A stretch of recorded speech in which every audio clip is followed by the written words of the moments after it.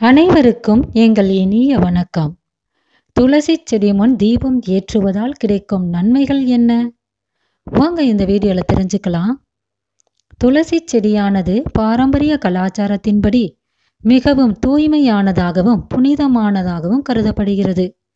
செடிகளிலேயே துளசிக்கு மட்டும்தான் அதிக மரியாதை கிடைக்கிறது. இதனாலேயே துளசியின் முன் தீபம் ஏற்றுவதும் வழிபாடு செய்வதும் மரபாக உள்ளது. இதை செய்வதன் மூலம் ஒருவர் நிதி சிக்கல்களில் இருந்து விடுபடுவார் என்று நம்பப்படுகிறது. தினமும் துளசிக்கு அருகில் தீபம் ஏற்றுவதால் பல நற்பலன்கள் கிடைக்கின்றன.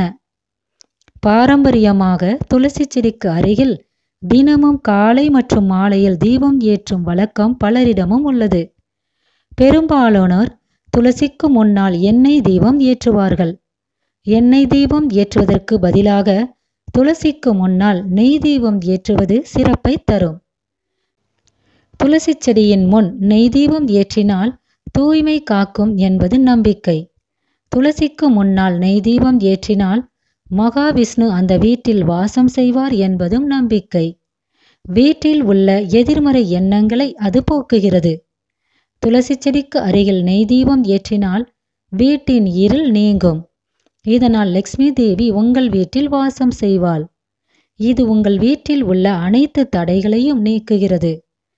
உங்களை செல்வ செழிப்புடன் வாழவும் வைக்கிறது. துளசி செடியின் வாசம் அங்குள்ள தீய எண்ணங்களை விரட்டி நல்ல எண்ணங்களை நிலைநிறுத்துகிறது. இதனால் கெட்ட அதிர்வுகளை விரட்டுகிறது.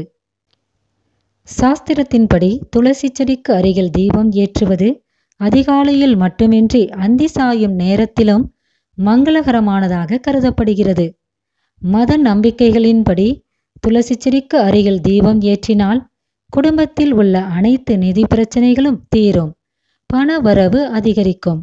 கணவன் மனைவிடம் ஒரு பிணைப்பு ஏற்படும்.